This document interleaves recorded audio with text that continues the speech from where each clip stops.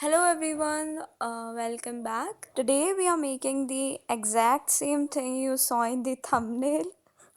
I'm such a dumb that I don't know the name of it, but it is something related to marble, I guess, like those marble balls and all.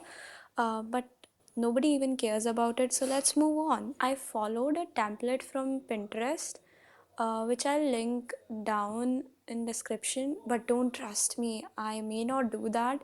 So if you really want the template, you can DM me, I can send you the picture. Although I know nobody cares. Mostly all the brushes I used in this illustration are basic soft brushes, and for the highlights I use the same brush with the setting color dodge.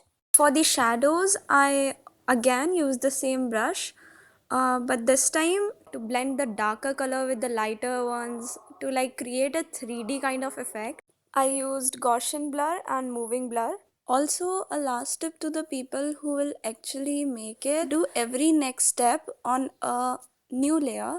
It will become easier for you to manage it at the end.